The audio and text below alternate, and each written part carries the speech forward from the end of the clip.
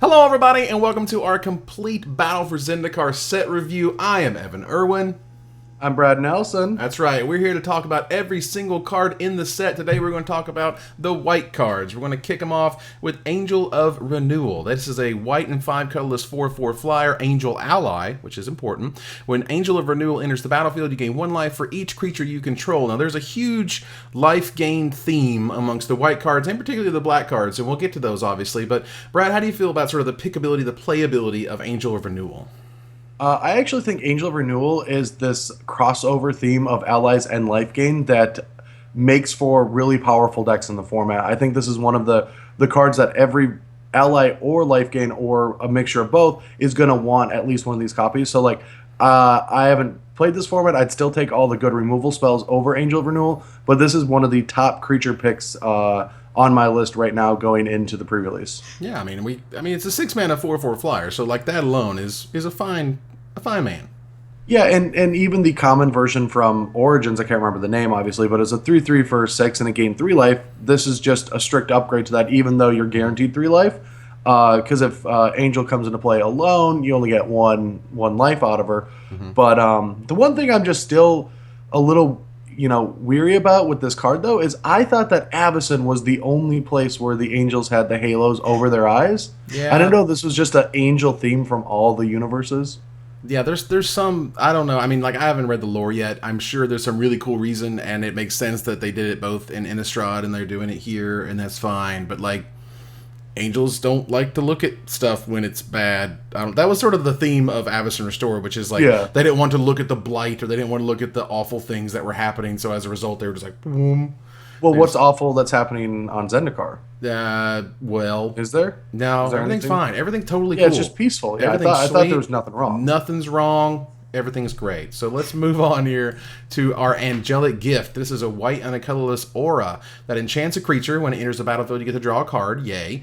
An enchanted creature has flying. So this is one of those, like, they want to give you a card so you don't get completely screwed over because it's in an aura, and sometimes you can get 2 for 1 when your opponent kills the creature that you're playing it on, but otherwise it gives your dude evasion, and that's a fine thing.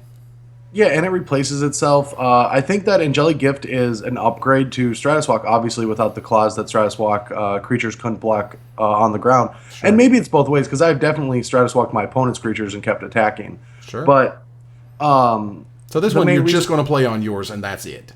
Yeah, and I think the main reason why the upgrade is there are no renowned creatures, there are no heroic creatures. Like, putting Angelic Gift on a creature is just a creature. There's not really many great things in the set to strap it onto and win the game. But it's a fine magic card, and it's always really good to have things that you can do to cantrip. And I'm just hoping that there isn't a cycle of, in the next set, of all these, like, auras and creatures to put auras on, because I just got Tom Ross back in my life. Like, he's done with Bant Heroic. He's, like, has to move on to other things. Dude. And now I can finally start talking Magic with him again. If they give us, like, build a boat, like, Save the Queen style strategies, like, I'm in trouble again. Battle Cruiser Magic, if you will? Yes, Battle Cruiser Magic. Nice, nice. It's nice to have him back. All right, so let's move on here to Cliffside Lookout. This is your 1 white mana 1/1 Core Scout ally, so he's triggering your ally stuff. A white and 4 colorless colon. Creatures you control get +1/+1 until end of turn. This is not good. Seems not good. Not good at all. Yeah. You're learning, Evan, that 1/1s for 1 with bad abilities aren't good. The ability isn't the worst. It's just not great. I mean, we saw it on Selesnya Guildmage at a cheaper cost, but that card was busted because of the other ability. Mm-hmm. But then we saw Sunblade Elf, which had this ability on a green-white body, a pseudo-green-white body, and it didn't really see that much play. It was fine and limited because it was a 2/2 when you were green-white, whereas this is just a 1/1, and 1/1s are so much worse than 2/2s. Yes, that's generally how the numbers work. The gap between a 1/1 and a 2/2 is much more significant than a 2/2 and a 3/3. Like, a 1/1 is just terrible, especially in this format. Like, look at what it's doing. It's running away from Scions. That's exactly what your Cliffside Lookouts are going to do if you play with them. They're just going to run away from Scions and die. It's not, it's not just 50% worse than a 2/2. It's really bad. Now that you can't kill a Eldrazi anything, you're just bad. So Yeah, and Cliffside Lookout was great, back in the old Zendikar because there were 0/1s, and she was having a fine time. But now they got power and they got the arms and the elbow arms, and they're just killing everything. Like these Scions are just way too powerful. And Cliffside Lookout is a bad magic card that you should only play if you really desperately need more allies. if you're just so trying desperately for that 9th or 10th ally in your deck. All right, so we're going to move on to Courier Griffin, which is a much better card. A white and 3 colorless 2/3 flyer. When it enters the battlefield, you gain 2 life. You're going to trigger things that from the black cards that trigger on life gain. You have a 4 mana 2/3 flyer, which is good in and of itself. Like if it didn't have a little line of text, we'd still be like, it's a fine man. It's all right. You'd still play it. But now that it has that bonus, it's even better than it was before. Yeah, I mean, this card is just going to be very playable in any white deck, especially since white decks aren't Eldrazi based. So your white decks tend not going to be trying to get Scions into play and trigger off colorless effects and then try to kill or make a big Eldrazi or do processor shenanigans. But what white is going to be doing is trying to gain life. So Courier Griffin is going to be a significant part of that whole strategy of gaining life, getting your triggers off of all of your other life gain spells. And that's where the synergy is coming. So life gain usually is just life gain, but there's synergy behind it, which makes Courier Griffin really good. Absolutely. So, again, this is one of those, you're not going to pick it early. You're all going to be able to get kind of mid to late pick and draft. You're going to be playing these copies in sealed because they're great. And that's okay. Yep. He's a good man. Fine creature. All right, so let's move on here to Emiria Shepherd, a very exciting card. 2 white, 5 colorless, 4/4 flyer angel. Landfall, our first appearance of Landfall coming back. When a land enters the battlefield under your control, you may return target non-land permanent card from your graveyard to your hand. If that land is a plains, you may return the non-land permanent to the battlefield instead. So first things first, we have to get our Sakura Tribe Elders in here and get every single plains out of our deck. Yes, but because Infinite Plains is so good in Modern. I would much rather do that than make Infinite Fairies or Infinite Life or... Look, I'm going to start with Gristlebrand, Emiria the Sky Ruin, Sakura Tribe Elder, all the planes. Just give me every single one of them. Thank you very much. But actually in the real world, constructed worthy? I think so. Its effect is super powerful. I mean, you don't really see cards this insane just by like a trigger. So like you play Emiria Shepherd and you play Plains, and all of a sudden you have a Planeswalker in play again, or a Dragon Lord, a Tarka or Dramoka, like just something extremely powerful that it can help. So like I can see Emiria Shepherd being like a 1 of on the top end or 2 of, and then there still is like Necrotic Summons in the format. Like if we're really trying to go deep, we can try to like put cards in the graveyard and bring them back into play. There's a lot of ways to loot in this format. And so I think that Emiria Shepherd will see a small amount of fringe play in Standard, but it's never going to be like, you have to get your 4 Emiria Shepherds right now. It's not going to ever be one of those cards. Oh, but I wanted to be one of those cards, dude. It seems really sweet. It does seem sweet, but guess what? There are sweeter cards, and some of them are even in these colors. But man, you play a Plains, and you get back like a Siege Rhino. You play a Plains, you get back a Planeswalker, you get back a sweet enchantment, like... Well, think of it this way. You play a fetch land, you get back a Den Protector, and you crack it and go get a Rhino. Yeah! That is really disgusting. It is disgusting, and maybe it will see play on the top end of yes, because we need to theorize more on how to make Abzan better. That's what we need out of Magic. It's not very good. They just didn't make it good. They didn't give it any tools. They gave it nothing. Yeah, Abzan got the shaft in this set. Yeah, there's nothing for it. Actual 0. 0 cards. Nothing. It's certainly... but at least they gave Teamer, a lot of things to play with to make that playable. That's good. Well, Teamer sucked, so I'm hoping that Teamer doesn't suck. Well, that was a joke. They gave Abzan everything and Teamer nothing in this set. Like we'll do some foreshadowing. I thought you were being for real. Oh God, no. But I want Teamer to be good. Everyone knows Abzan got insane. Abzan is still insane. It's not fair. Now, Encircling Fissure is our first instance of Awaken. It's a white and 2 colorless uncommon instant. Prevent all combat damage that will be dealt this turn by creatures target opponent controls, and you can Awaken 2 for a white and 4 colorless. So 3 mana, you stop all their damage, but for 5 mana, you get a 2/2 out of it. So this card is a complete monster blowout and limited. That's what this card is. Yeah. And right when I start seeing Awaken cards, I like that they're all sorceries because it's like, oh, you can never get blown out by an Awaken spell. And that's great. Like, the only ones that are instant are counter spells. So the only way that you get blown out is if you attack and then play a spell in before blockers. You know, like, just don't do that Sure. into open mana. But then they printed this card, which is by far the most pushed Fog I've seen so far. Like, I think they're going to keep pushing Fogs until we're like, guys, we can't beat the Fogs. Like, no one's attacking anymore because, like, the Fogs are just 5-for-1s. It's like, you know, prevent all damage your opponent's creatures, deal them damage equal to the amount of creatures they attack with, and they all get -3, -3. You know, like, I feel like we're on that spectrum. Like, we're going to get there. Because this card is such a blowout. There's no situation where, like, all the other ones that we've seen are, like, your tokens deal damage, or your creatures with power 5 or more deal damage, or...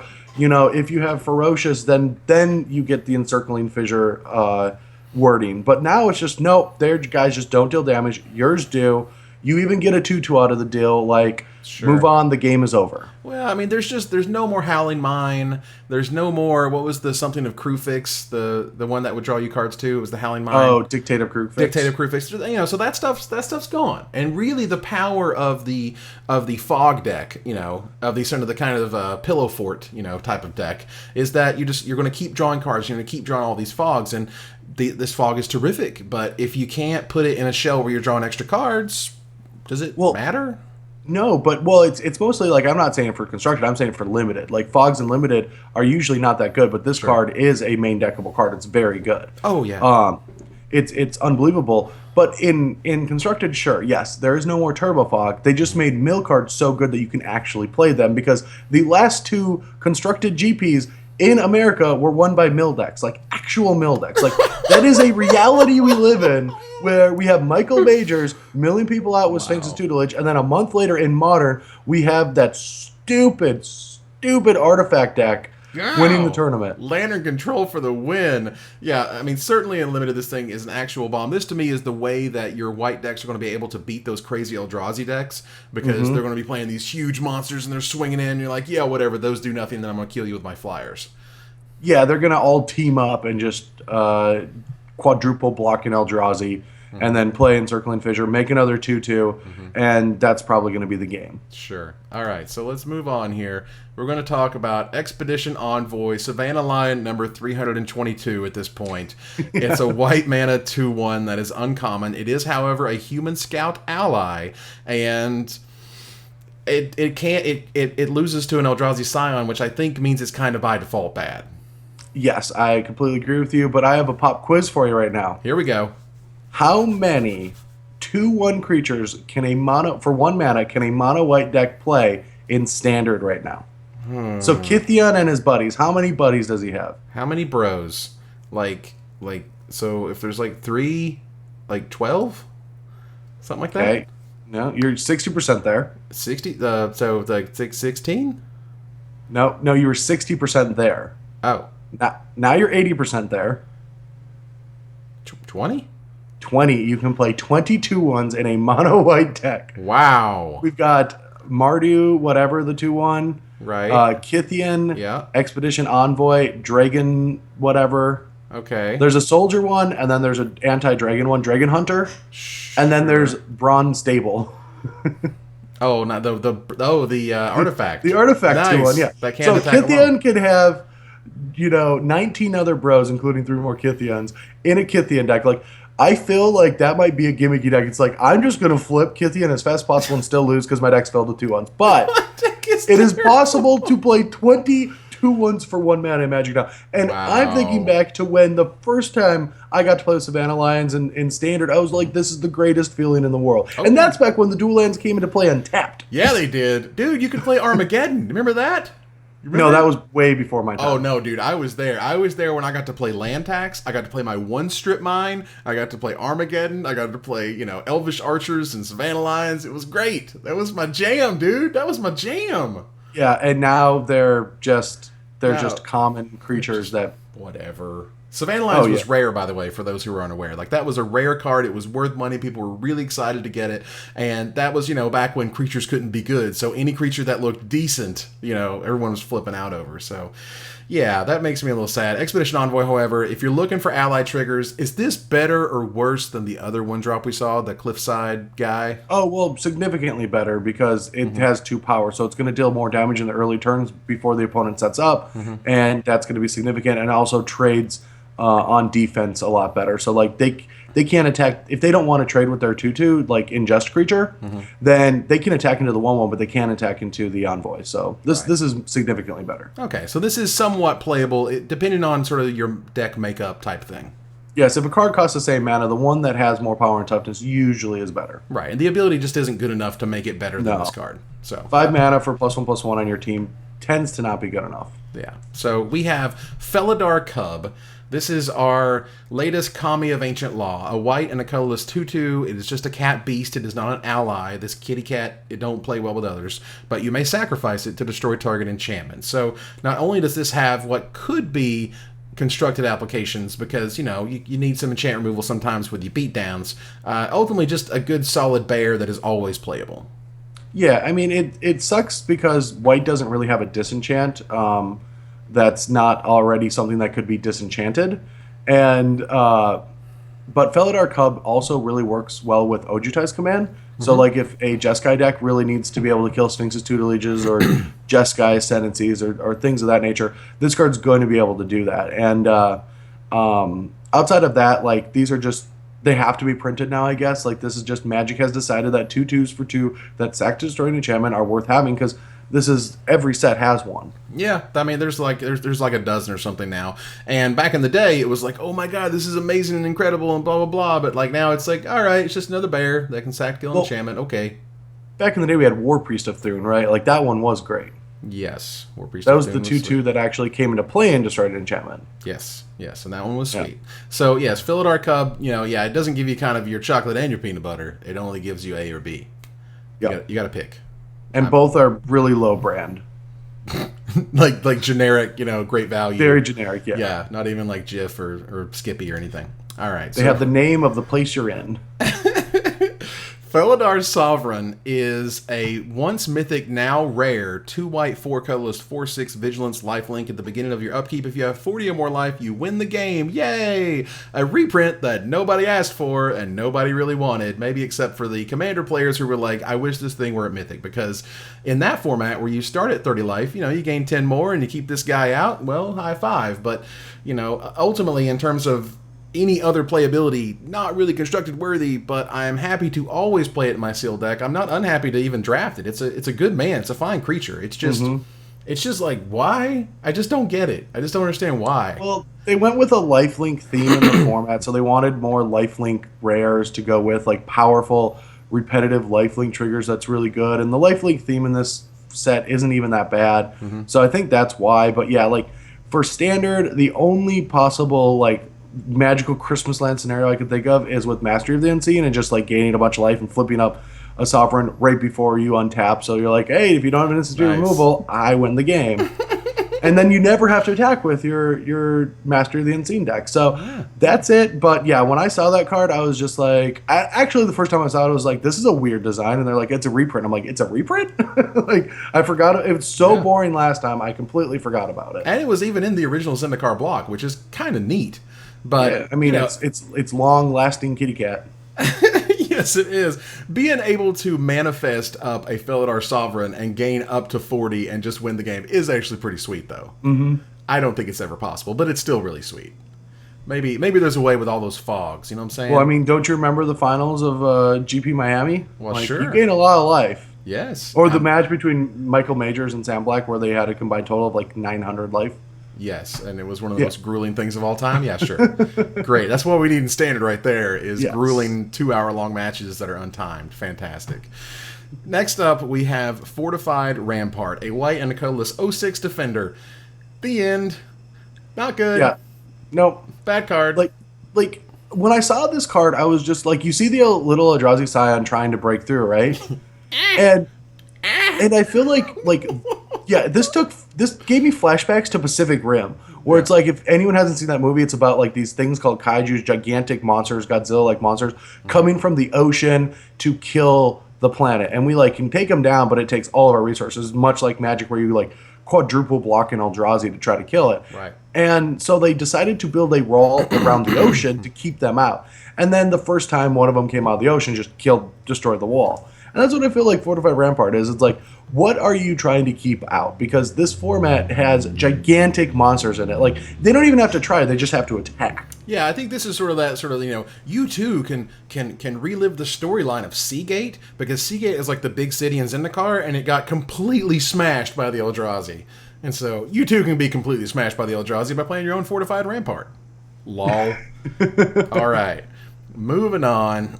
Ghostly Sentinel is a white and 4 colorless 3/3 flyer with vigilance. It is a core spirit. It is not an ally, but it is a fine card that I'm pretty much always happy to play as many copies as they give me. I'm not happy to play every copy, mostly because it doesn't synergize with allies or life gain. It is a good card. It's evasion. But you're not going to want to play like 4 of these and sacrifice other slots. Like, you need curve considerations. Like, I feel like this card's good, but it's not the best. There's a lot of flyers that trumpet earlier than it. There's a Snapping Drake in the format. So I think it's like fine. It's a good like mid pick for white decks just to like fill out their curve and be able to take these later so you can then in the other packs draft more aggressive cards. Yeah, I mean, I think like for draft, I think it's a little bit different. Like for me, I'm thinking like in sealed, I'm going to open like 2 of these, and I'm going to be like, all right, I'm okay playing 5-minute 3/3 flyers with vigilance in sealed because they gave me a couple of them. Otherwise, in draft, I agree with you. It's just a little too expensive / not high enough impact, particularly when there's a Snapping Drake hanging out, to really kind of justify it. Yeah. So let's talk about probably the man of the hour. The best card of the set, not close, is Gideon, Ally of Zendikar. Now, it's 2 white, 2 colorless. It's a 4 loyalty planeswalker for +1 until end of turn. He becomes a 5/5 human soldier ally creature with indestructible. He prevent all damage that would be dealt to him this turn. For 0:, you put a 2/2 white knight ally creature token onto the battlefield. Ally is very important. It'll trigger all of your rally stuff that we'll get to here soon. And for -4, you get an emblem with creatures you control get +1/+1, which is the Glorious Anthem effect. Now, there was once upon a time another 4-mana white planeswalker. Her name was Elspeth, Knight Errant, and she came out in Shards of Alara, and no one had any idea how good that card was, and that card was completely bonkers. It remains, when people list out like the top X planeswalkers of all time, she's pretty much in there. She's easily in the top 5. And yeah. Brad, tell me where Gideon falls in relation to a card that is as powerful as Elspeth, Knight Errant. Well, I have many things to say right now. Here we go. One is we have seen a theme for the last X years since Planeswalkers came out that the white ones are just always generally better than all the other colors, except for, Jace and Liliana both are the 2 best Planeswalkers of all time. And if you have to ask which Jace or Liliana are you talking about, then you don't play enough Magic. Not Vess? Really? Yeah, not Liliana Vess. But I've always wondered, like, it took me a while to think of it, because it's like both Elspeths, both the good Elspeths and both the good Gideons are super good, and I'm including this one as one of the good Gideons. And these cards are just unbelievable. And then I was like, I guess it's because white just doesn't get anything else. Like, it doesn't have counter magic or removal spells that are good, or like great other permanents. All it does is play like last set Brimaz was one of the most powerful creatures of all time. Like, it's up there. It's in the top 50 of just, like, best creatures, but it didn't even compare to be able to be playable. Yeah. And that's just because it's not good enough. So the Planeswalkers are insane. And this Gideon, I think besides in, like really old formats where they have reasons to play Elspeth because the 1/1 tokens are good, this is by far going to be better in Standard than Elspeth was back in her day. That's pretty crazy, because Elspeth was everywhere back in the day. Oh, yeah, but, I mean, this creature is going to love the next 6 months, because now we start the rotation, right? So in 6 months, we're going to lose Wingmate Rock. No, we're not. Yes, we are. Yes, we are, because it's from Khans. Yes. We're going to lose Khans and Fate Reforged. Yeah, and we keep dragons. But, yeah, so, Right. for the next 6 months, Gideon and Wingmate Rock are going to dominate Magic. Just dominate. BFS. Because what Gideon does, like, let's just think about this. You play a Gideon, you make a 2/2. Your opponent's turn. If they don't have a board that can lethal Gideon and kill the 2/2, you're triggering your Wingmate Rock. If they just kill the 2/2, you play Wingmate Rock. If they're going to, be like, oh, I'm just going to ignore it and languish. Well, I'm going to make 2 3/2s, and then I'm going to sacrifice my Gideon, give them both +1/+1, no more languish. if they decide like, oh, I'm gonna wrath the board, like the one thing that Elspeth couldn't do that Gideon does, which makes it so much better, is yes, the put a token in play, then give it +3/+3 attack for 4 is great, but it takes 2 turns. And now someone goes wrath your board, and you're like, attack you for 5, you're dead. You know, like this card is so lethal. Like it comes into play, and the game is just almost over immediately. It's so tough to deal with. Like they play a Rhino, which is usually good, and you're like, animate my Gideon, fight it with Dramoka's command, attack you for 8, your turn, or use my other 3 mana. That is good. Oh, it's so good. This card, I've already pre-ordered my set like at $30. I'm not going to let it burn me like other Planeswalkers. Usually I don't buy the Planeswalkers right away because they're like all the other good cards like Ojutai starts at $6. Tibalt, $45. You know, like that's just always how cards start out. Yeah. But Gideon is worth the money, worth the investment. I think this card is going to dominate Standard for its entire existence, and we're going to see this is the card that they're going to print cards to answer. Nice. Like they're going to make a dominating 3 months of Gideon, and then they're going to try to answer it later. Right, because, I mean, the fact that he replaces himself, basically, that you can play 4 copies, no problem. Like, oh, I'll just get a Glorious Anthem, and then I'll play another one, thanks. Like, that in and of itself is very, very powerful. Yes. Because back in the day, you would play multiple Elspeths or whatever, and you would have an Elspeth in your hand, you know what I mean? And you just have to be like, well, whenever they deal with my Elspeth, I'll get to play this next one.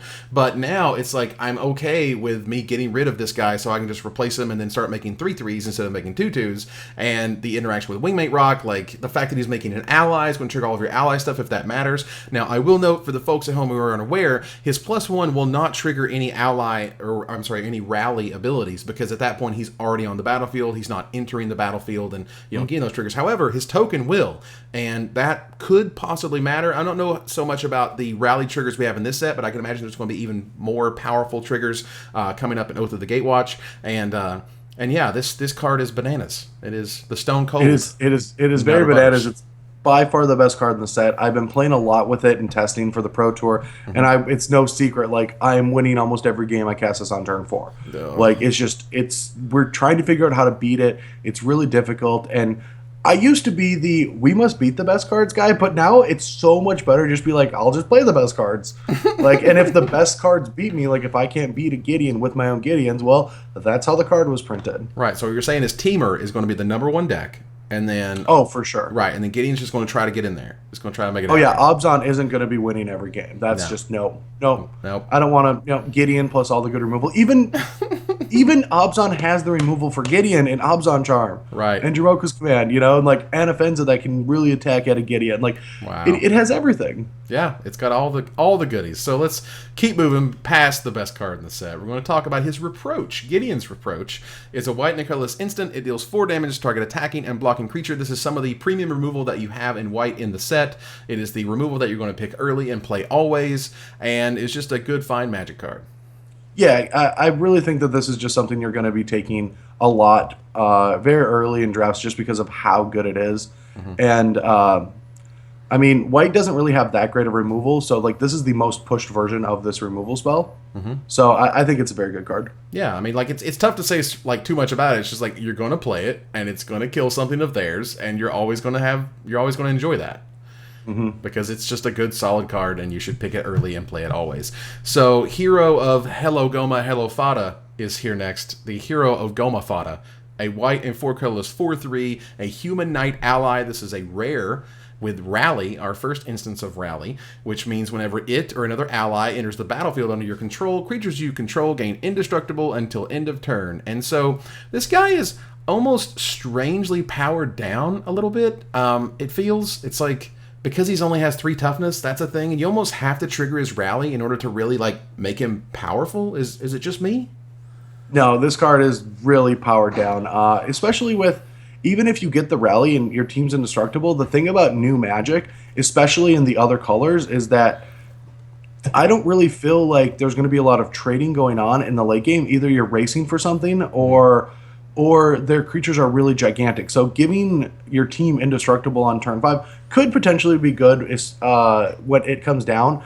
And it is a good ally, but I just feel like these allies should have, like, there's no boost to power and toughness, really. There's no, like, we're going to get to some of the other triggers for allies, and it's just like your team's vigilance now. Thank you. First That's strike. great. Okay. Yeah, first strike. First strike's great. Early First strike game, is that's better. good. But Yeah. but at 5 mana for a 4/3 that gives indestructible, it's going to play out well in limited just because that's how limited works. Right. And you're always going to find a situation to cast this, and then for the rest of the time, no one can block the hero as long as you have more allies. But I feel like the ally should have a much bigger payoff when the payoff to the Eldrazi is you get a big, gigantic monster that kills your opponent. Yep, pretty much. You know, I mean, like there's a steamroll effect. You know, there's a snowball effect that kind of happens with allies if you can kind of get them going, and you get the first strike one, and you get the indestructible one, and maybe even you get the vigilance one. But you really want the tapping one that we'll look at here in a little bit. But you know, it's good. I'm not saying like this card is just awful or anything. I'm not even saying you can't build your deck around it. I'm just saying that, like, you know, in limited, it seems like it's better in draft because you can kind of craft an ally curve, whereas in sealed, you're kind of at the mercy of whatever large things that your opponent open in their pool.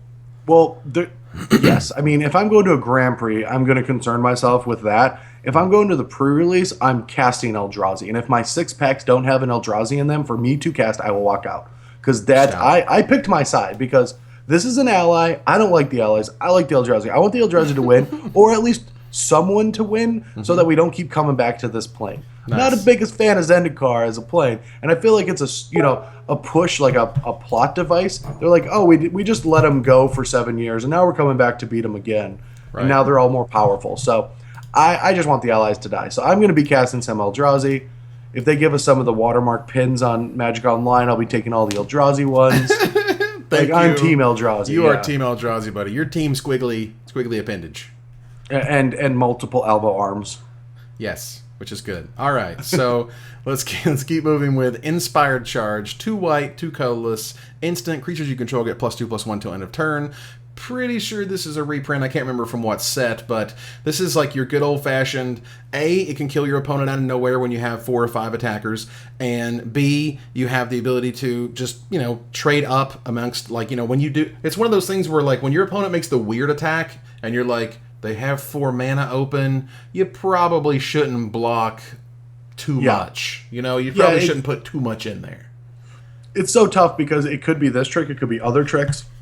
The thing about Inspired Charge is you get those gimmicky decks of just 1-drops and 2-drops and 3-drops, like super aggressive deck, all evasion, and the games are over really fast. So that's like a strategy that is going to work in the format because there is a lot of dirtling, a lot of setting up, a lot of trying to do all the processor shenanigans, and like, I have to get a card exiled to cast this card and all this. And you're just like, I'm going to play Suntellock, I'm going to play Suntellock, I'm going to play Suntellock, I'm going to Inspire Charge, I'm going to Inspire Charge, the game's over. Yeah. And so I do like that this effect is in the format because white, as we go through the colors, all the other colors have awesome things they're doing. White has creatures that they cast and turn them sideways. That's why Gideon's good. It's like white just doesn't have anything. It's like vigilance, first strike, indestructible. You know, we can kill, destroy, and attacking or blocking creatures and tap creatures, and we can pump our team. And that's what white does. And that's what we can do. So let's do that now. And that's what Inspired Charge does. So as a result, not a super high pick, not a card that I think you want a lot of multiples of. This is a card that can sit in your hand and kind of rot, for lack of a better term. But, you know, when it's good, it's often amazing. And when it's bad, it's really bad. And the last thing I want to say about this card is that I love the art because it's it really tells the story of like the entire plane getting together to fight the one thing. Yeah. Like this is one. There's very few cards that just have all the different tribes from Zendikar because they used to battle each other, and then the Eldrazi showed up and they're like, I guess we can't do this anymore, and they all rally behind Gideon to go kill the Eldrazi. It's very Bravehearty, you know what I'm saying? It's like, they'll never take our freedom. Well, yeah, you can't put, like, that's just Gideon in every single picture. Yeah, he's just always every single one, yeah. Yeah, pretty good. So next up, we have the Kite Sail Scout. Now, the Kite Sail Scout is where I wanted to bring up what Paulo Vitor de Mendoza noted about the allies in this set. So the Kite Sail Scout itself is basically a Suntail Hawk. It is a white mana 1/1 with flying. However, it is a core scout. It is not a core scout ally. Why? Because reasons. Because a lot of them, at least that we found, aren't allies when they fly, because the people who are flying are not allied. I don't know. It doesn't make any sense to me. Yeah. And it just seems completely random. Well, it does seem completely random. There's nothing behind it except There's probably a design thing, and Mhm. I'm assuming there's a design thing. I always want to give Wizards the benefit of the doubt before I like. Yeah, before you come down, you like call them on the crap. Yeah, that's what we're doing Well, here. every time I or you have done that, Yeah. usually we either miss the cards that were busted or yell about the cards that weren't even that good. Yeah, we don't talk about Simic. We don't do that Yeah, anymore. We don't Simic or Delve. Yeah, why did they make this delve. ability? It's so weird. So Why is it a bad. 6/2? It's a 6-2. That's terrible. You're never going to trigger it. But at the end of the day, it's a Suntail Hawk. And because it doesn't even trigger your allies, it's even worse. And as a result, this is not a card I want to be playing with. Yeah, it's much better than the other one for one, and I do think that this is playable with a very low curve if you're really trying to beat them down. Like if you're an inspired charge deck and just crushing, like there's not a lot of flyers in this format in the early turns. It can get some damage in, but it's not that good of a card. So like this is never a sealed card, and this is always a draft card Sure, but because you want all the Kite Scale Scouts. You want like 15 of them. If you're trying to build that deck. I'm just trying to think of the time in which I brought up a white 1-mana flyer, and you were just like, these cards are bad. They're always bad. What are you doing, Evan? You're terrible. And Evan, don't you know that I'm always just trying to argue with you? That's the fun I get out of the set reviews. Every time I go to a card store and I'm hanging out, they're like, I love the set reviews. I just love it when you stick it to Evan. Like, you're just like, jab, jab, jab. And I'm like, but I think it's bad. You're like, shut up. I'm going to play all of them. I'm going to play 15 Kite Sail Scouts. Can't stop me. Kite Sail Scout. Hey, I'm just saying, I remember a pie bet from last time we were like, Demonic Pact is terrible. And I feel like the week before the pie bet was done, I feel like it took second place in a tournament. The week Which before. The last possible freaking week, it could have done that. I don't like it, sir. Yeah, No, sir. that's right. I don't like it. But I did win on the dig through time bet on the first weekend, and I'm going to hold that. I'm going to hold that over you, buddy, right there. And I'm going to say, yeah, card was nuts. Well, I've already See him playing tasted the pie. vintage. I've tasted the pie from the dig through time. You have yet to taste the pie from the Demonic Pact. Fine. Move. I had to throw away sandals because of that. Just ruined them. It just like fell all over me. I couldn't get out of my sandals. Nice. You couldn't clean your sandals. Nope. Core Blade Whirl is a white and a colorless 2/2. It's a good old-fashioned bear. It's a core soldier ally. It does have rally, so whenever it or another ally enters the battlefield under your control, creatures you control gain first strike. This guy is just quality. I want lots of this guy. I want all of this guy. I want to battle this guy every single chance I get. Yeah, I think this card's a very important ally, especially with other allies in the set that. And it doesn't even like it triggers for all of your other creatures too, and that's like an important thing to remember. Like you can play this card because it's a good 2-drop, but also later in the game, it's going to hit all your non-ally creatures too. So it's a huge combat swing. It's just like turn 4, I'll play this, and my 2-drop and my 3-drop, even if they're not allies, are going to be have first strike. Like your opponent might keep creatures back to block in the mid game, and now they can't. Right. And so it's a huge effect, but it also really works well with a lot of the other very aggressive allies that we're going to get to. Yeah, and again, as a result, basically a 2-mana 2/2 is almost always playable unlimited, and this guy has all the sweet abilities, all the synergy. Like I want every copy I can get of this guy. Yeah, very good. Guy is super sweet. Now, I love the design of our next card, Core Castigator, a white and a colorless 3/1, a good old Blade of the Sixth Pride, as they've made about 7 of those now. A Core Wizard ally, he's a wizard.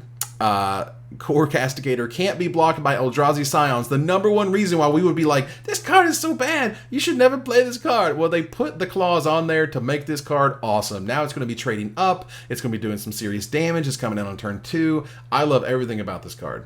Yeah, I mean, it's a great design, and it helps them print the card that would have, normally been invalidated by the theme of the set. Right. But they got there because of the Eldrazi Scion. And it doesn't say can't be blocked by 1/1, so that it's like has reasons to be cast in other formats. It's just in this format, it's good because of that clause, and it's an ally, and it's a great design. I really like taking old stock cards, making them better, but only in the set that they're in. Only in the limited scope upon which we are sort of viewing them, which I think is great. Core Castigator, like this is in your white aggressive deck. This is the kind of card that you want to be playing on turn 2 and smashing with every single turn thereafter. You want to be playing your Core Blade Whirl after you play this guy, so he's a first striker, which is even better. You know what I mean? Like all these things kind of work together. So I'm gonna let some of my ignorance show. Here we go. But around his like abs, that looks like what are those things that you scan at like stores with your iPhones. The QR codes. Yeah, the QR codes. It feels Yeah. like he's just got one strapped to his abs. Yeah, he's just like scan me for like 20% off your order. You know, it's like off your death. I'll make it faster. I promise. Right, I'll come straight down with this like floating hedron inside of my sky thing. Staff. My He's hook. a wizard. He's got a hook. He's gonna hook. But you. yeah, that I want to know what that is. Hopefully, someone in the chat can help out, or in the comments. Yes, can help us out in terms of what in the world that is. All right, so we're going to move on here to Core Entanglers, one of the best allies that is existing in the set right now. A white and 4 colors 3/4, already decent stats. It is a core soldier ally with Rally. Whenever it or another ally enters the battlefield under your control, you tap target creature an opponent controls. So this is the number 1 ally I more or less want to see. Like, it's weird. Like, I want to see this guy more than the indestructible guy. This is the one that's going to actually let you get in there.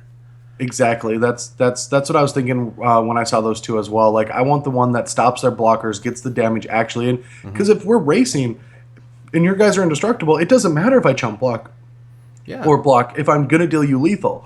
And Core Entangler can help do that. So I'm a big fan of this card. I want as many as possible. I would play both if I had both, but I would prefer this one just because it does make combat really difficult. And when an opponent knows it's in your deck, they always have to be playing as if you could have it, which really messes with them. Yeah, I mean, this card is super powerful. Any sort of tap effect in the strategy of allies, which appears just to be turn your guys sideways as much as possible, it's just a weird disconnect that I want this guy more than I want the hello mother Gomafada, whatever. I love that joke. I love it. So Core Entanglers, give me everyone you got. Play every single one that you have. And this is one of those allies that even if you don't have a lot of allies, it's great just on its own. Like, it's still a good effect. It's not a great effect. It's a great effect when you have more allies. But when you have, maybe 2 or 3 allies in your deck, still worth playing. Decent stats, and we'll be able to kind of get you through those last few points of damage. Yeah. Card is super sweet. We saw it in Origins. It wasn't that impressive there, and I think that you do need allies, though. Right. I will say, because we had the exact card. 4 colorless, a white, 3/4 when it comes to play tap a creature without the ally rally theme, and it was okay, but this set has all the scions, so I think you're really going to want to be able to trigger this multiple times for it to be playable. Fair enough. Lantern Scout, speaking of allies, we have another rare one. This is a white and 2 colorless 3/2, a human scout ally with Rally. Whenever it or another ally enters the battlefield under your control, creatures you control gain the lifelink until end of turn. So this is the card that can kind of turn the tide. Has decent stats, 3 mana 3/2. I'm okay with that, and is aggressive. And I think that's kind of what you want your allies to be. Yeah, this is a great ally, especially when if it comes down early, it's going to help you gain a couple life with your first allies. But if it is early, your opponents are going to want to try to beat it. And if you have any of the good uncommon allies to help get creatures through with damage via first strike or tapping or indestructible, then you're just going to get so far ahead in the game that it's going to be so difficult for it to come back. Because the thing about new Magic, and I say new Magic as in the last 4 years, is I've noticed this theme with Limited that when you're both around high to low teens, the games are fine, but when one person's at 5 and one person's at 12, it's so easy for the person at 12 to just exhaust their resources to kill the opponent. Right. And so, like, when you get a high life total and they have a low life total, it's very easy, even if they're starting to turn the corner, for you to just find some way to deal damage to win the game. Right. Just something to get in there for 5. Yep. Just make them dead. And this is a card that stops that from happening. It's like, oh, you thought I was at 6. Like, nope. Turns out I'm back at 14. So Yep. this Good is the card luck. That's right. As you should. So let's move on here to Lithomancer's Focus, a white instant, 1 mana white instant. Target creature gets +2/+2 until end of turn. Prevent all damage that would be dealt to that creature this turn by colorless sources. So not only is it the closest thing to a white giant growth that we've ever seen, it also hoses Eldrazi in the same kind of sentence, basically. Yeah, it's great. Like, I saw this card, and white should not have giant growth. Like, it is a very powerful effect, and this is the closest you're ever going to see. But this is close enough. I feel like this card is going to see standard play at one time or another just because 1 mana for +2/+2 is awesome. We've seen Harm's Way see standard play a lot, and that's a better card than this. But it does different things, but it was a very good card. Sure. But the second clause, again, is going to see some play in the limited format. The card could still see some play outside of the limited format because of the +2/+2, and you won't really see that effect doing much. Yeah. But it's still good enough in this limited environment. I mean, this feels like one of those spells that I just want as many copies as I can get a hold of. Oh, and I think everyone else is going to be that way. So I feel like people are going to be grabbing this really highly because the pump spells aren't 1 mana in this format. They're 2 mana, and this is a 1 mana pump spell. So it's going to help out significantly for the white decks trying to curve out, have some tempo, and be able to play a threat and protect it and do something in combat, which is probably what the set needed. Like, white needs this effect because all the other colors, in my opinion, are the ones that are going to come over the top of white eventually, and white's going to have spells to be able to keep up in a lot of games. Yeah, and there's so many cards, and we'll see them kind of as we go forward through here. There's so many kind of creatures that just kind of, for me, almost randomly have Devoid. You know, it's like there's this card, it just has Devoid, just so you know it's colorless, and so this card just hoses every single one of those. Yeah, it's a very good answer to the Eldrazi Menace. Yeah, it is, as it should be for the white. Okay, so now we have McKindy Patrol. McKindy. Thanks, Wizards. A white and 2 colorless. Whenever it has Rally, because it's a human knight ally, whenever it or another ally enters the battlefield under your control, creatures you control gain vigilance, and then you have to poke them to wake them up. And it's like, hey, this is supposed to be exciting. Hey, this is not exciting, but it is an ability. It's a common 3 mana 2/3. It's okay. It's a card that you're going to play. It's not like you're not going to play it in your Rally deck or in your ally deck. It's just one of the most pedestrian effects that you could possibly have on an ally. I fake yawned and then I real yawned at how boring this Magic card is. A 2/3 body in this format isn't going to be good. 3/2 would have been much better because at least you get to trade with a lot of things. Sure. Vigilance isn't that good. Yes, you can block and attack, but guess what happens in Magic? Your opponent's either going to choose to block or not attack. Like, it's not like you're going to get your damage in, then they're going to be like, oh, I guess I'll attack now. So, like, Vigilance is fine when you're already ahead and you don't get a race, and that's great and all. But for the most part, this is a very boring ally. It doesn't really help the lifelink theme that a lot of ally decks, the good ones, are going to have. Right. And it's probably just filler to get enough allies to keep triggering everything. And it's probably important, and I understand that you can't have all the busted ones, but this is just, whatever. I'll play it. I don't want to. Brad, I want all the busted ones, bro. Yeah, I do too. I just want my limited decks to be so disgusting that I don't need to play good to win because that hasn't been working. Look, I just want to open like Gideon and foil Gideon. That's all I need. Not in the same pack. Why not in the same pack? Well, and sealed, sure. Yeah, and sealed. That's what I'm talking about. In draft, no. I'm going to open the foil Gideon, and then they're going to pass me the Gideon because they are not paying any attention, or they just left and went to use the bathroom and it auto-picked for them. See? Does that work? I don't know. It doesn't work. I usually just wait for my opponents. You're aggressive. No, I'm like, that pack is mine, sir. Here's your random card.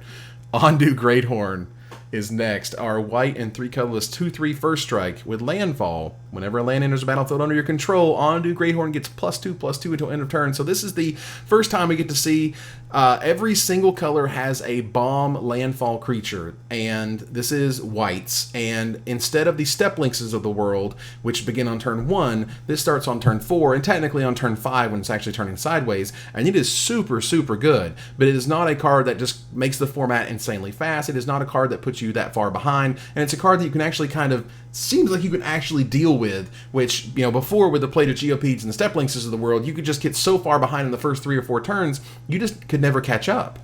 Yeah, I agree, and that's the problem that the old landfall creatures had, is they made a lot of them that are very aggressive, but pretty much just Step Lynx and Plated Geopede, and they don't want to redo that. But we saw a lot of the other landfall creatures, like the green one, which was plus. This exact card without first strike, without the extra toughness, it was a 2/2 for 4, and it got +2/+2, and that was still super playable in the limited format. So this card is very good. It's going to be good when you're like not a theme deck. Like, you're going to want to be white-black allies. Well, what if you can't be white-black allies? Okay, well, you're white with good removal spells from red. Like you're a different deck. And that landfall deck is going to be powerful. And that's where like the Awaken really comes in this format. Like, we haven't gotten to Awaken yet. Sure. But like you're going to want to play 18 land decks a lot of times if you play a lot of landfall creatures, because you want to make sure you're triggering them when you attack, because the games get over real fast if you do, so you don't need a lot of extra resources. But it does cause flood sometimes, which lets Awaken make land. So it's like this great fix and symmetry between Landfall and Awaken that is going to help this format do a lot of awesome things. Absolutely. So, this to me is a guy, he's just so much quality. Like, I'm more than happy to play 2 copies of his card, 3 copies of his card. Like, this is what I want to do on turn 4, is play a monster that when I play a land, it's business time. You know what I'm saying? Business. It's actually just unblockable in that early in the game. There's very few, besides some Eldrazi, that can get up to a 4/5 that fast. Yeah, to actually deal that amount of damage. Or at that point, there's going to be chump blocking you with Scions or whatever, because this card is so powerful. So speaking of Awaken, now we did see Awaken with the Fog, but sure, yeah. But here the we weak are. Awaken. The weak Awaken. The weak Awaken. The weak Awaken. Ondu Rising is a white and a colorless sorcery. It's an uncommon that whenever a creature attacks this turn, it gains lifelink until end of turn, but it has Awaken 4 of 5 mana, a white and 4 colorless. So if you have 6 mana, you can both play this and attack with the 4/4 that you made, which is great. This was also the artwork that they spoiled during the preview show, and everybody was like, oh my god, this has to be the red-white manland. They're totally printing the red-white manland in Battle for Zendikar, and then they totally didn't and put it on this card instead. Yeah, they didn't print it because, well, of course, Red-White didn't need help right now. You know what needed help? Obzon. Obzon needed help. Let's make the Black-White land. Let's not make the Red-White land and have Lumbering Falls and, the Boros can finally win a game land. No, we had to have, the Black-White one. And now Obzon's better. They took away Lightning Strike, for God's sake. Well, they took away Lightning Strike, but yeah, like, did you see any of those Reddit threads about Lightning Strike? Like they're like, they took away Lightning Strike. Do they just want us all to have expensive decks? Is there no cheap decks to be playable right now? Like, they're taking away all the cheap decks. And I'm just looking around my room alone, like this spot, like you're just watching a reenactment. And I'm just like, Mono Red won the last 2 Pro Tours. Like, what more do you want, like, out of Magic? Like, a $60 deck won both Pro Tours, like... That's the thing. And so instead, they're just like, well, here, White gets one of the best planeswalkers of all time, which goes right into Obzon. You have your Black-White manland, which is great as well. Ondu Rising itself feels like you kind of need to use its Awaken ability, whether you pay 5 or 6 so you can swing with it. It feels like if you're playing it in any other fashion, you're probably doing it wrong. Yeah, I mean, I actually don't think this card is that good because the effect isn't great, and life is the most useless resource in Magic. Ooh, I'm gonna quote you on that one. Well, it is. That's a good quote. Until you run out, it's useless. Like, you have 1, you're still alive. You can win at 1 life. You're never going to win with 1 land or no creatures or no cards in hand, but you can win at 1 life. So, lifelink, you can go from 20 to 58. Your opponent can still win the game. It's not that big of a deal. And so, once you awaken it, you get this big life swing. It's a good tempo boost. But for the most part, I don't think that this is a great effect. And they just made it uncommon because they wanted it to exist, but didn't want us to just see it over and over again like a common. Right. And I think if you're at 6 mana, this card is fantastic. I'm not opposed to like playing this thing. I think it could actually do some decent work. But it's one of those, like, if I got 2 or 3 of them, I'm like, I'm probably just going to play 1 and maybe bring in another one if it's a real swingy type matchup. Otherwise, I don't really want that many. Yeah, I'm not a big fan of this card at all. Yeah. All right, so we're going to move on to a card I am a big fan of, which is Planar Outburst, which is our Wrath of God for the format. 2 white, 3 colorless sorcery, destroy all non-land creatures, and it awaken 4 for 8 mana. 3 white, 5 colorless, a chroma mana, if you will. So this card is a bomb rare. It is the always play every single time. It is the going to bring you back from certain death. And not only that, when you have 8 mana, it brings you back from certain death and leaves you with a 4/4, which is amazing. So, or when you have 9 mana, you could potentially kill them. Yes, just literally out of nowhere. Like, oh, by the way, wipe your team and kill you. Thanks. So there's one problem I have with this card. Now, the card itself is great. Yes, we're going to play it. Sometimes you're going to play End Hostility when you want to level the metagame for awaken spells, if that's a thing.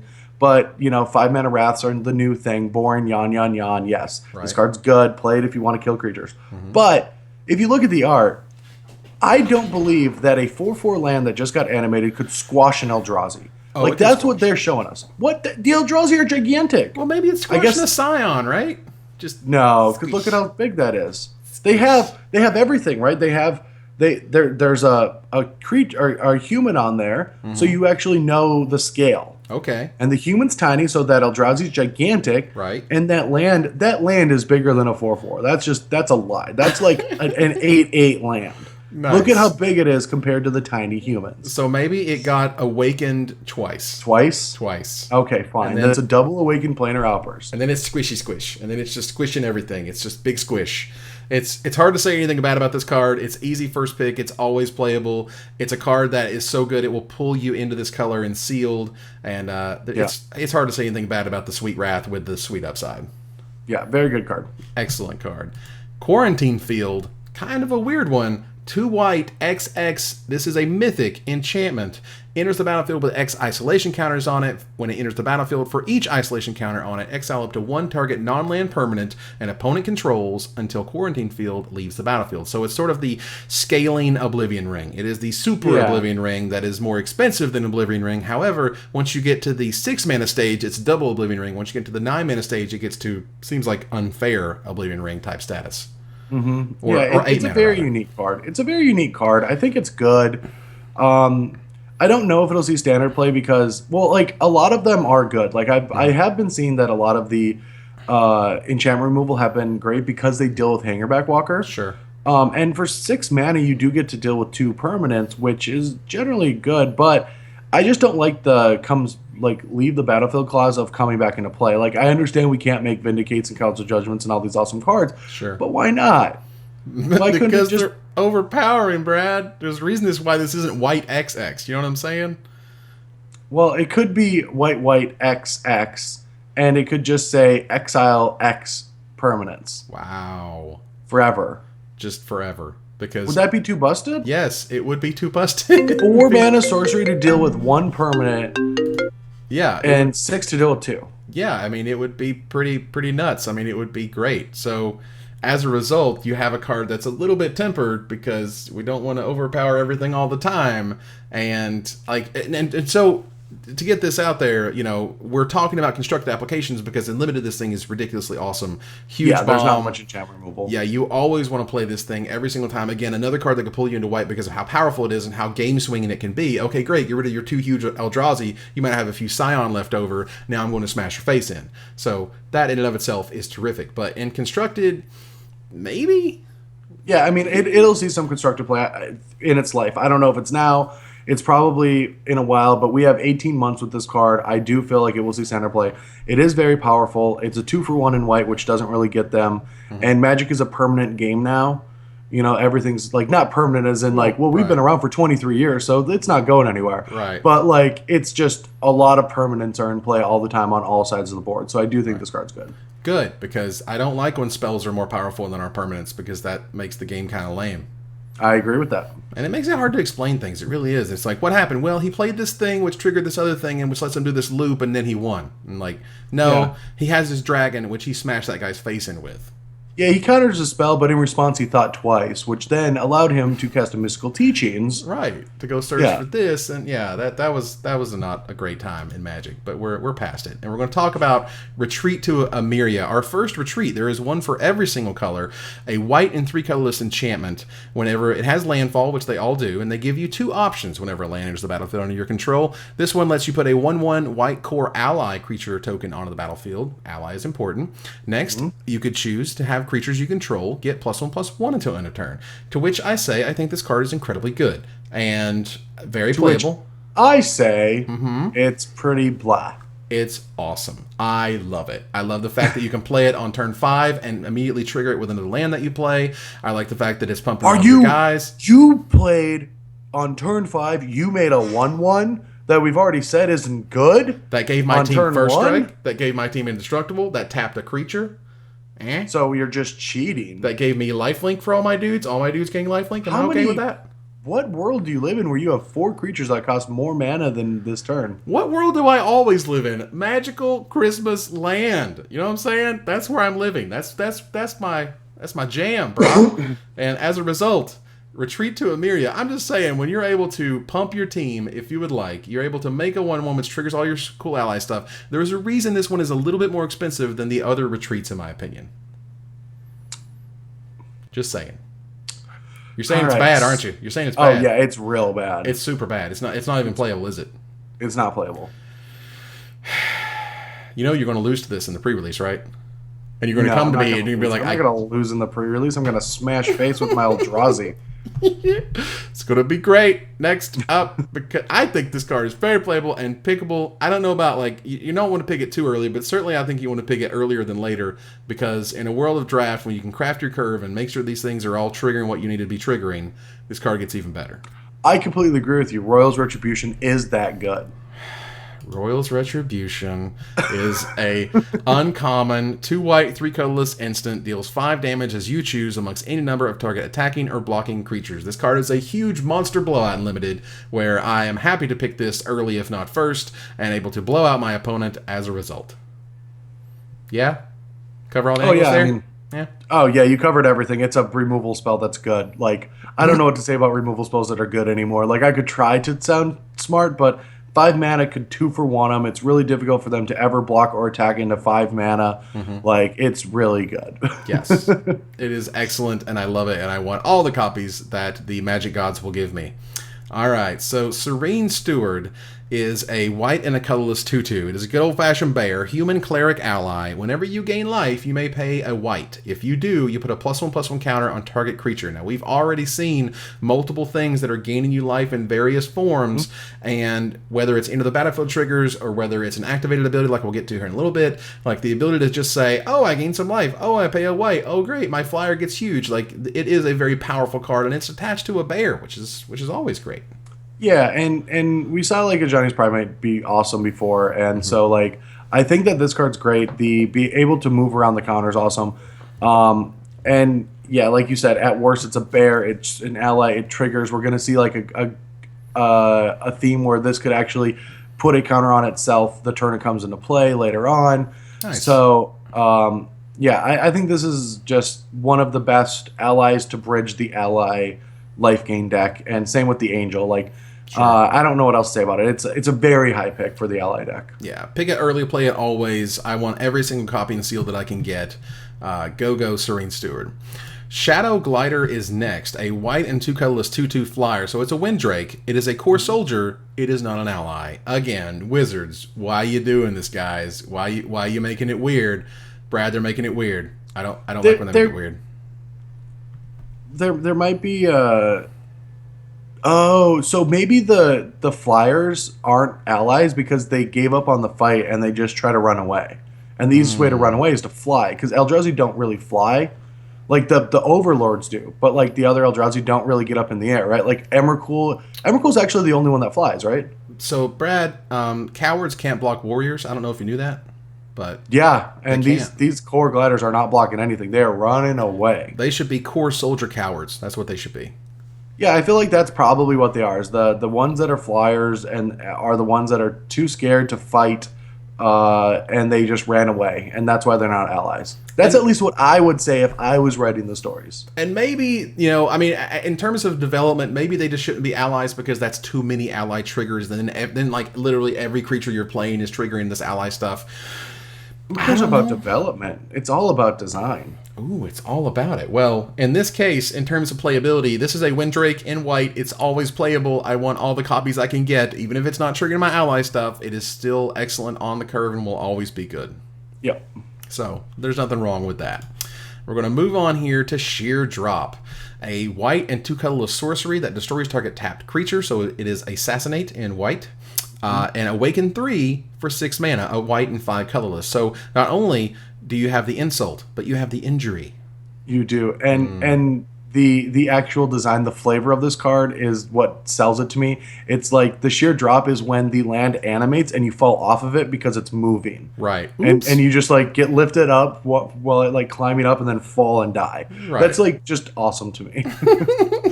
Which is great flavor, awesome. The artwork is sweet where the guy is just like, oh my god, you know, just, the land gave out. What is happening? And this would be the worst place to live, because we talk about it, you know, when an earthquake happens, we're like, that is horrible, you know, like, Everyone checks in on Facebook to make sure everyone's okay.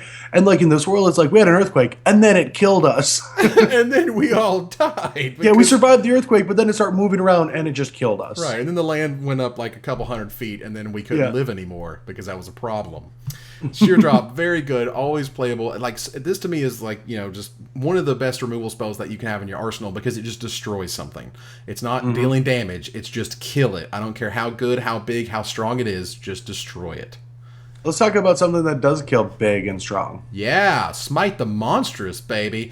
For a white and 3 colorless instant, destroys target creature with power 4 or greater. The artwork, first of all, is amazing. I love this art. It's beautiful. And it gives me that kind of like Gulliver's Travels. The Lilliputians are all tying down Gulliver, and they're just trying to keep him down. And he's just like, even if these people are crazy small, they're overpowering me. And it really shows, I think, the allies doing the same. Yeah, well, these are just all the cores. I mean, they are like the allies in the core, but like this is really showing like the cores working together, using their gadgets and their equipment and all of that. And like the theme, there is some equipment in this set, but it's not as deep as it was in Zendikar about how the core use equipment. I mean, we had Stoneforge Mystic, who was a core, right? And that's what I love about it. It's like they're not using their bronze, they're using their brains, and they're taking down this big, gigantic Emrakul or Eldrazi. Yeah, they don't need no Basilisk Collar. They just need all their friends to come out and destroy him. So, how many Smite the Monstrous is too many Smite the Monstrous in Limited? Well, in Sealed, I would play every copy in my main deck because the thing about Sealed is you don't get the tiny creature synergies that you would from Draft. And in Sealed, everyone's going to be like playing their biggest threats. Like they're like, it doesn't matter what color it is. And they're like, this is the best card I have. It is gigantic. I'm going to play it with all these good removal spells. Sure. So in Sealed, the format's slower. There's bigger creatures always being played. So I play every Smite the Monstrous. I think it's one of the best removal spells you can have in the format. Nice. As long as it kills a gigantic monster, I'd play it.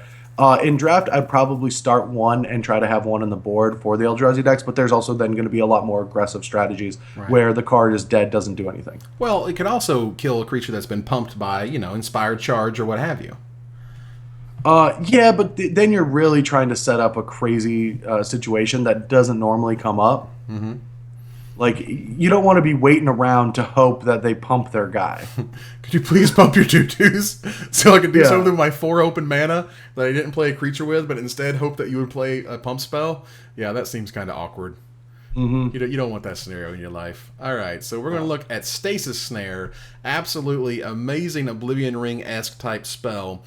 2 white and a colorless enchantment with flash. Whenever it enters the battlefield, exile target creature an opponent controls until Stasis Snare leaves the battlefield. And we have to note it. This guy is getting down with some Eldrazi boogie. He's just like some boogie nights,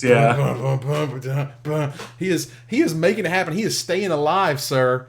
Even in that is. I don't know what's in those hedrons, but like they are loving it. They must not know that they're captured and that they're actually like at some disco joint. Like, dude, I'm gonna find myself an Eldrazi woman. We're gonna make some spawn. Oh my god! You know what's in those hedrons, bro? The funk is in those hedrons, man. That's what's going on right there. But they're just like, and we're talking about the guy dancing because the card is absolutely amazing. And it's going to see standard play. It's good.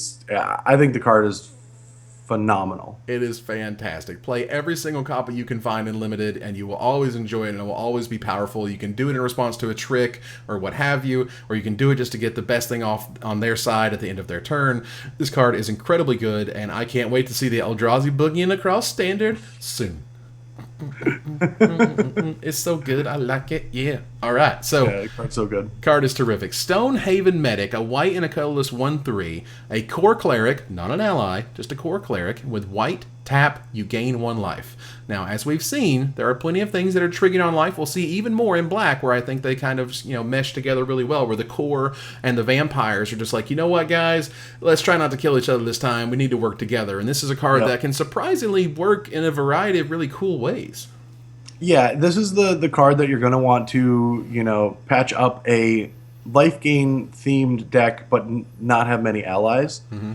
And so I do think that this card is playable. It does block really well in the early turns, trying to make your creatures bigger, because the whole life gain theme, we'll see of all the uncommons, when you gain life, they get bigger, or they drain them, or they gain death touch, and you want an instant speed way to gain life sometimes, and Stonehaven Medic does that. So I do think that this card is playable. You don't want a ton of them, but the stronger your deck is through the theme, the stronger this card gets. There you go. So, like, it can block, it can hold down the fort a little bit, and it can just trigger all of your cool whenever you gain life, do X things, and that's what excites me the most. I wish it were an ally, but, I mean, you wish all creatures were allies when you start having ally triggers. Even the Eldrazi. Exactly. I want Eldrazi allies because weird.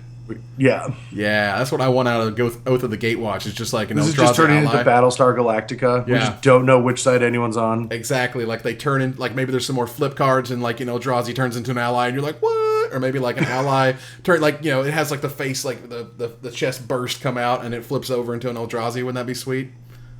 Well, yes, it would be sweet to go back to Innistrad. Yes, I would like that.